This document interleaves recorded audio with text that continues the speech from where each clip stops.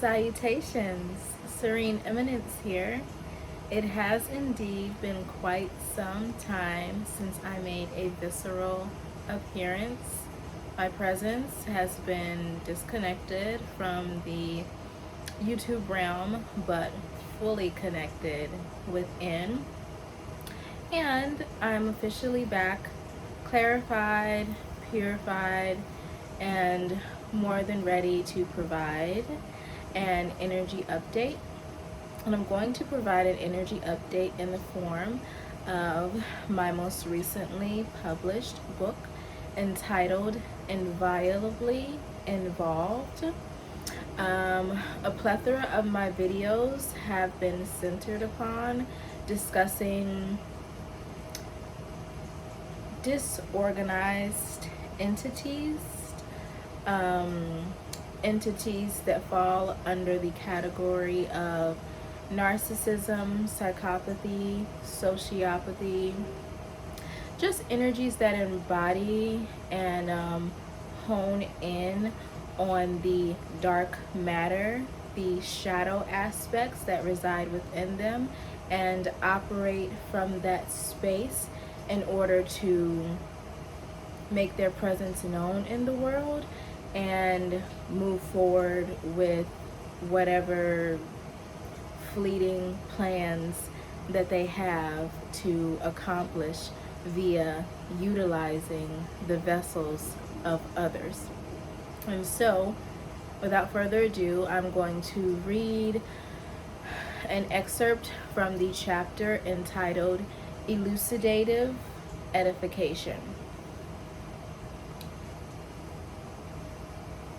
Upon encountering multitudinous entities exemplifying the same spirit of discreet deceit, I proceeded to perceive from a clearer panoramic perspective, reckoning with the realization that although attempting to infiltrate via varying mediums, it is ultimately limiting to view from the vantage of individualized embodiments, for its evident intent formatively exists as a single solitary entity that simply mimics the energy signature of its original sinister source.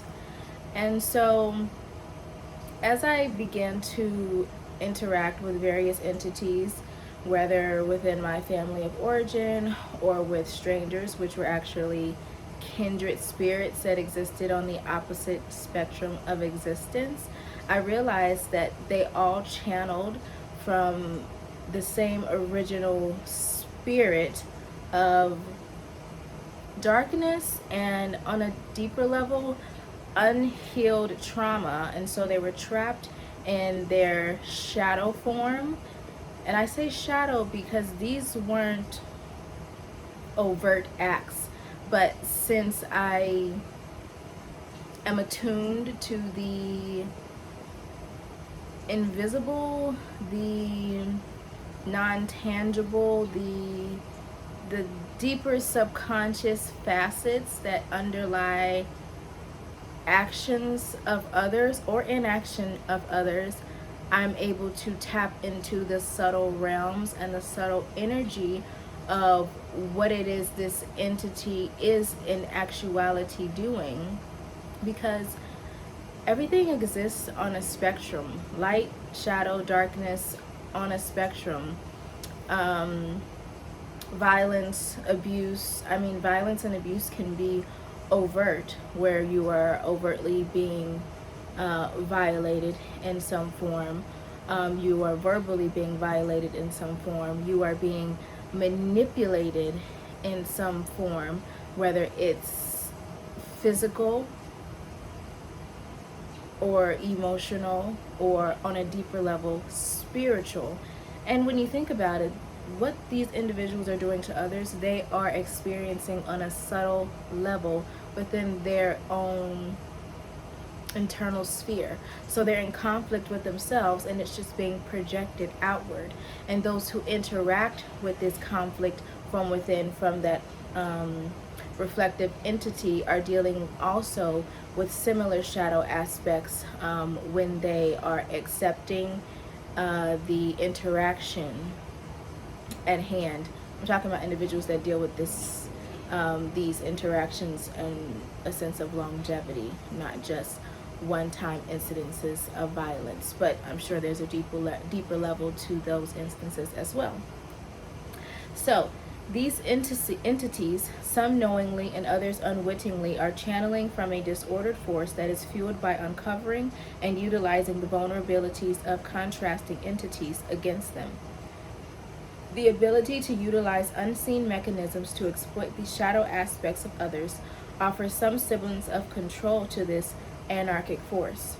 One's adversary is insidiously cunning in the way that it appears to be omniscient, knowing how future interactions shall unfold, respective of the intentional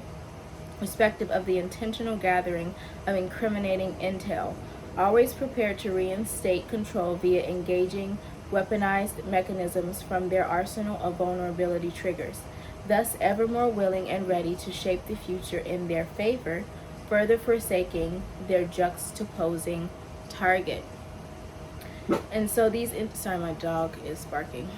He may continue. And thus these entities are essentially utilizing the unhealed aspects of their counterpart, their vulnerabilities, their perceived weaknesses, their blind spots, these holes, these fault lines that exist in others against them, and they gather this intel to utilize this information in their best interest at the expense of their target. However, once the target realizes that their deficiencies are being exploited and employed to strengthen the spirit of the malicious force, their only means of altering the future is to seek resolve with their very own vulnerabilities. In this way, darkness has evoked for one's shadowy qualms to arise unto the light, providing the progressively improving target the revealing opportunity of irrevocably healing.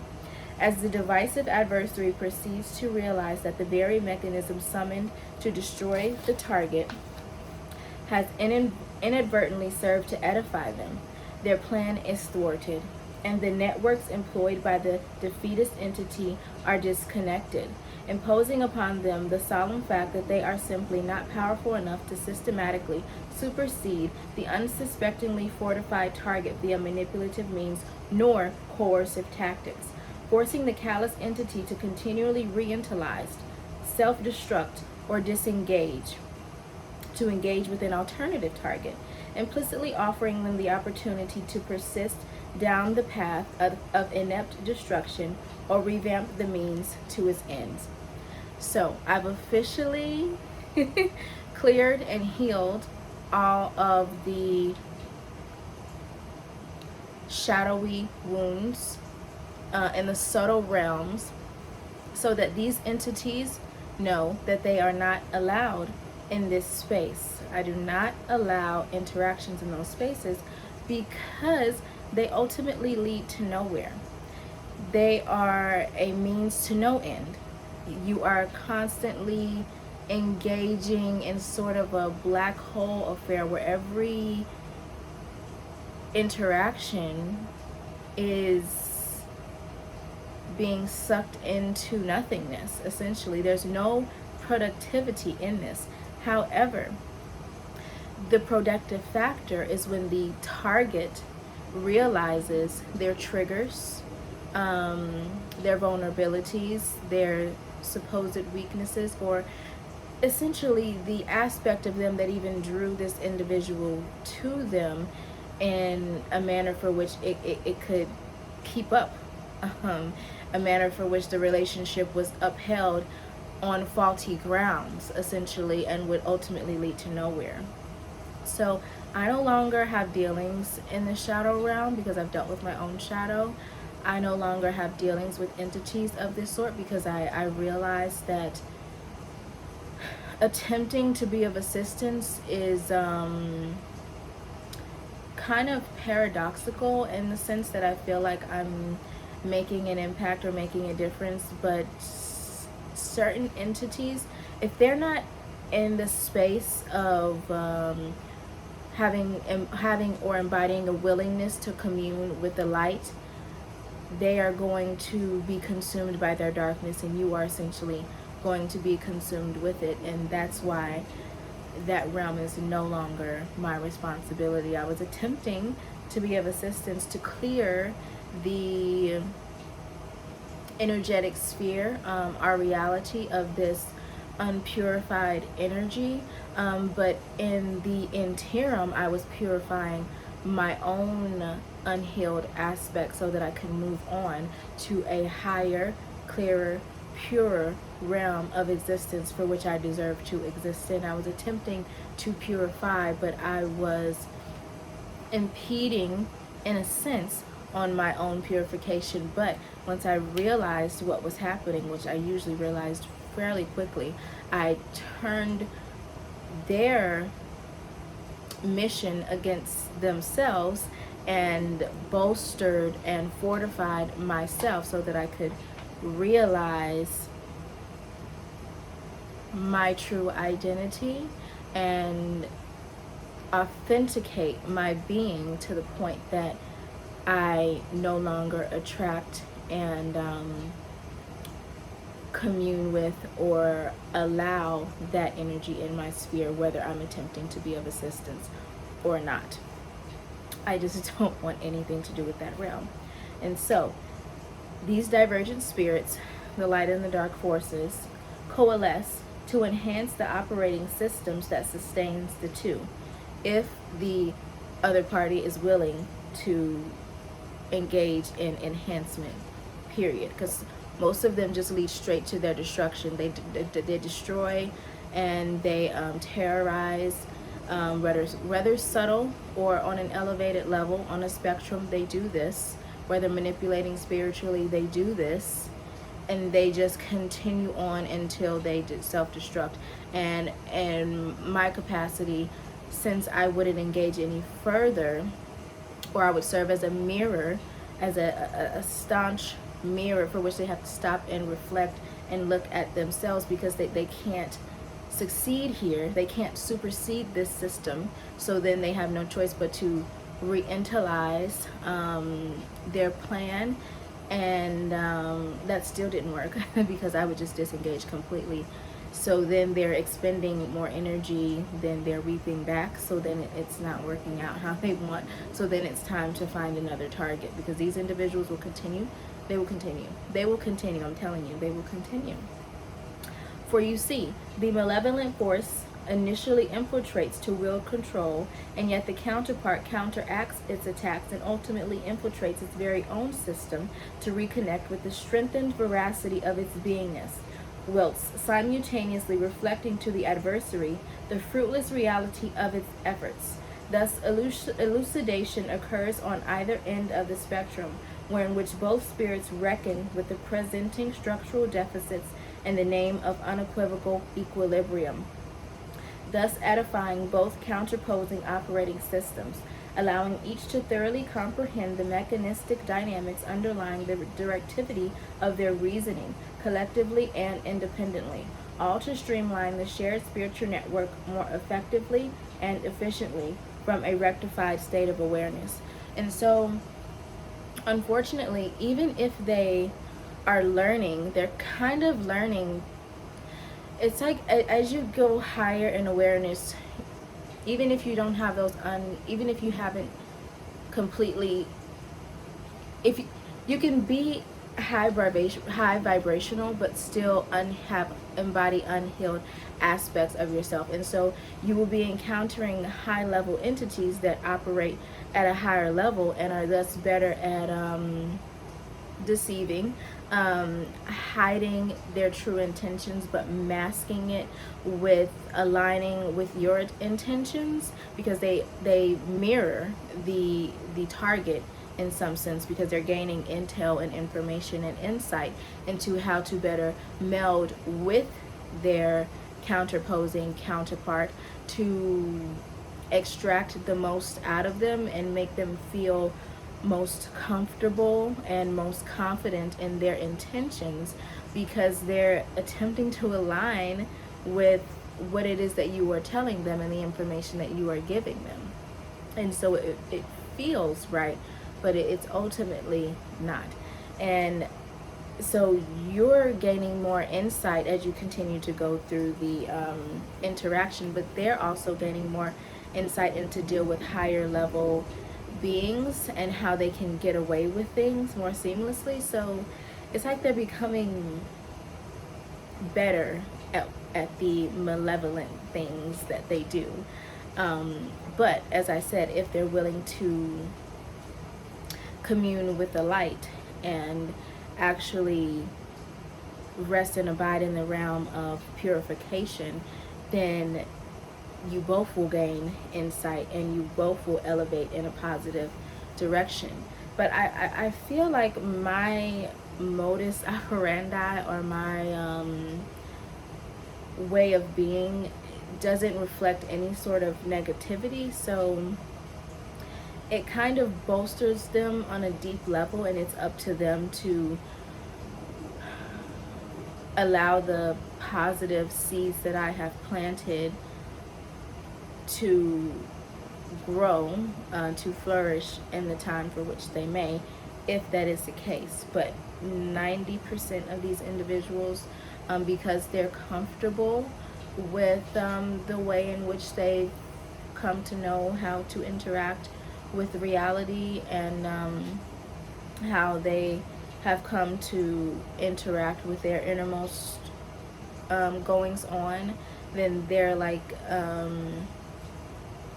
coddling themselves in that realm, if that makes sense. So then they're less likely to even embody the desire to actually move forward with fully and thoroughly communing with the light forever.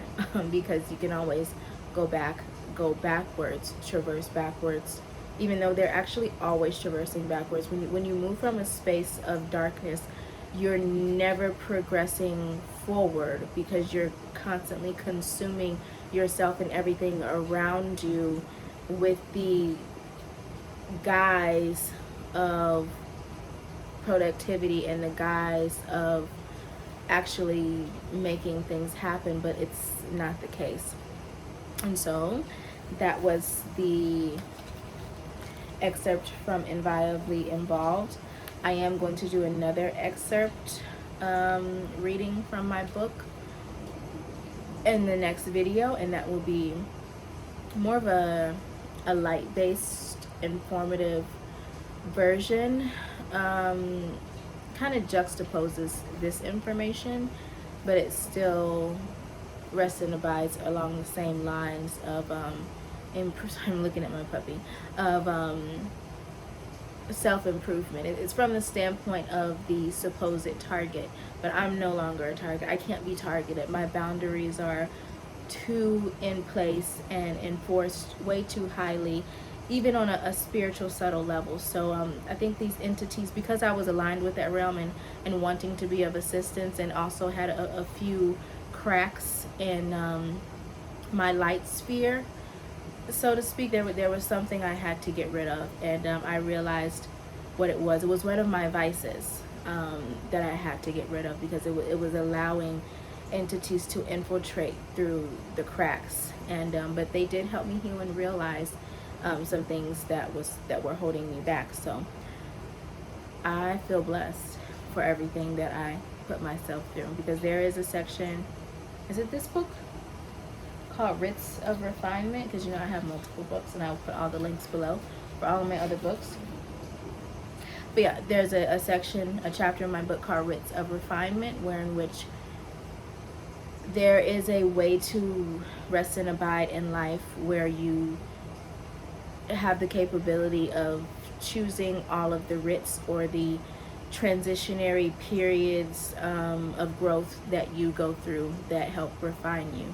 You don't have to just go along with anything that the world throws at you. You have the capability and you embody the discernment enough to know what meshes well with your particular operating system, so where you could still learn but not have to go through too much turmoil in this life.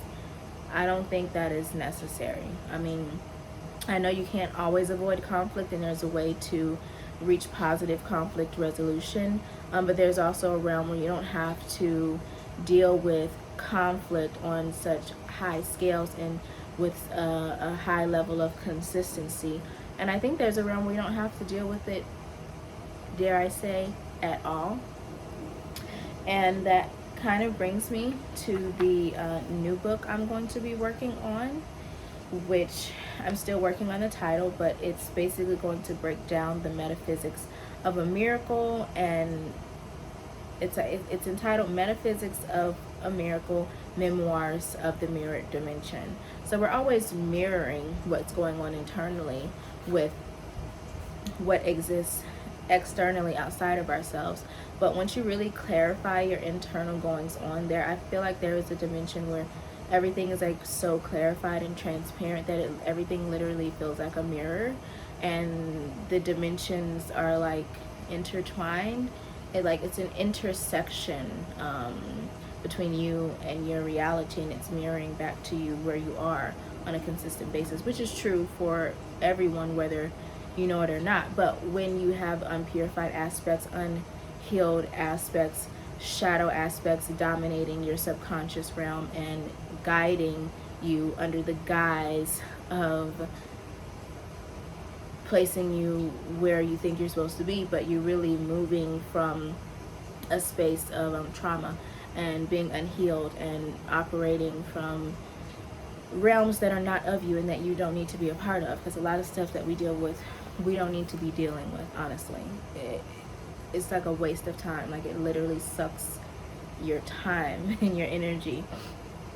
And so I just want to briefly mention what the definition of a miracle is: a divinely natural phenomenon experienced humanly as the fulfillment of spiritual law.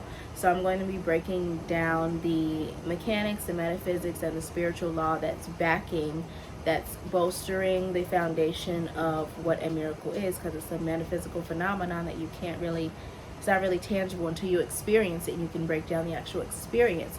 But the concept of a miracle, I believe there are certain mechanics to it to open you up to the realm of miracles. And it's basically existing in a space of heaven on earth. And once you find heaven within, you can meld with it without seamlessly. And so, in tandem with what I was talking about via my book excerpt, as far as entities that operate from a disorganized, disorderly space, I've been tying that into like quantum mechanics and black holes. And there's this law called the second law that says, in an isolated system, energy quality is lost over time. Disordered energy is useless and cannot create highly ordered energy. And so in engaging with these entities, my highly ordered energy was being exploited and expended in a direction that wasn't going to reap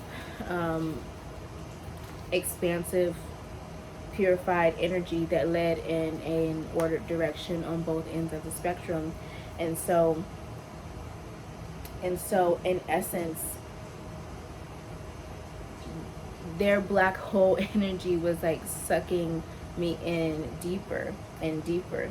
And the denser the dark matter, the more space surrounding it will warp. And so it was warping my reality, basically. Trying to assist in that realm was warping my reality. And so the denser the being that I was dealing with, as far as the qualms that they were working through, the more it was warping and taking away from the time I needed to work towards the realm that I wanted to actually exist in.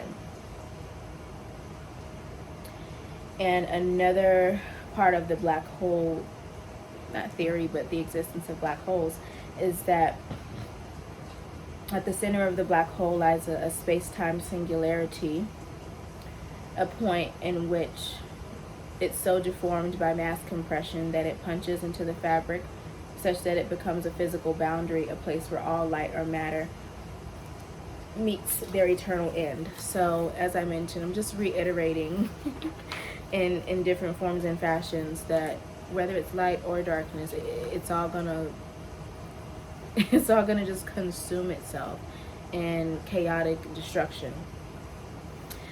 But there are wormholes. So I'm moving through like a portal, like through a wormhole.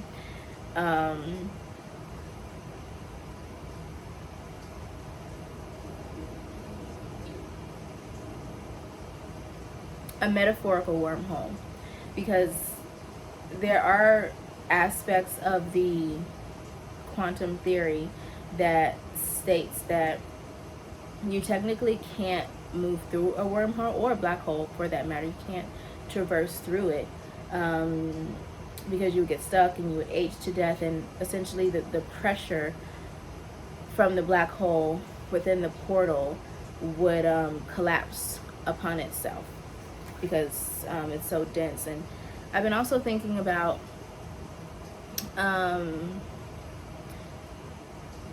the connection between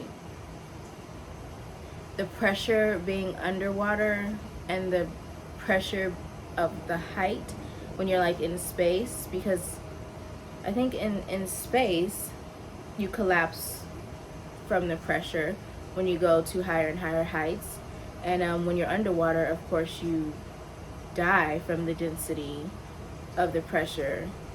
So I think that's so interesting how the depths and the heights, if you go too further into either, there is this pressure that would collapse your beingness. And so I think there is a correlation between the two extremes. But I feel like the metaphysical fabric of the two are almost synonymous in a mirrored way. So yeah, but if there was a way for which a wormhole or portal could exist, there would be, if we're talking about reflectivity and the mirror dimension, there could be the possibility of the existence of white holes, where a white hole could be perceived as the creation of an entirely new universe, a parallel universe where time runs backwards. So I'm thinking that with a white hole, that's like where the miracle mirrored light, expansive light dimension would exist. And it's essentially like a big bright beacon of sophisticated, highly ordered energy, and that exists in stark contrast to the disorderly, unsophisticated, dark depths of the black hole energy.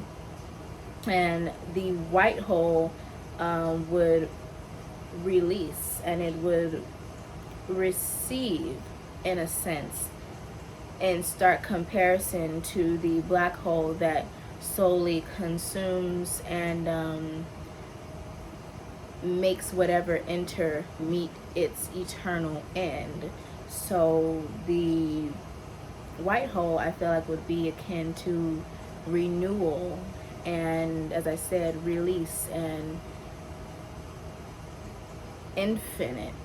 Like it would exist in an infinite loop of these positive streams of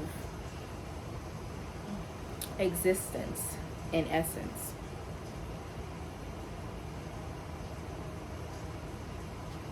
And so things would flow in but also flow outwards. It wouldn't meet its end. It would be a positive, divine sort of directivity. And so I'm still playing around, mulling over this quantum information to utilize it as the basics of the mechanics for miracles, because I feel like if something can exist in your mind, it can exist outwardly. And once you connect all the dots, you realize that it's all connected. In essence, at the very core, everything is connected. And so we'll see how it all comes together. But what's really important for me when I write a book is my experiences going through it. So my experiences will help tie everything together, and I can make matter out of my mental goings on, and really make it make sense to me and to the outward reality. I just really enjoy making the intangible tangible, and the indigestible digestible, and those expansive metaphysical abstractions more palatable, because I think there's a spiritual and scientific law to everything. Once you start getting into the quantum field, it goes beyond law, but those things that go beyond law, I think, are more connected to the spiritual laws that others aren't connected, as deeply connected to or aware of. But once you become more deeply aware of that within your beingness, the spiritual, psychic, intuitive aspects, then your mind is more open and in alignment with the depth of understanding and the profundity that comes with those types of enlightened, high vibratory, limitless theories, if you will. And so that is it for my energy update for today. I'm just sipping on something refreshing. This isn't something I would typically drink, but in any event, it will do. And I do have some new Instagram platforms. I will include them all below. And I am on Patreon now, so I will include the Patreon link below as well. And I will put the link to my Inviolably Involved book. I do have a book entitled Elysian, Synchronization, Harmonization of Prophecy and Strategy, as well as what is it? Alignment, Authenticity, and I can't remember. I'm so not there anymore, but it's related to my feminine ascension journey. But thank you kindly for tuning in. Blessed beloved beings. Until next time, stay serene.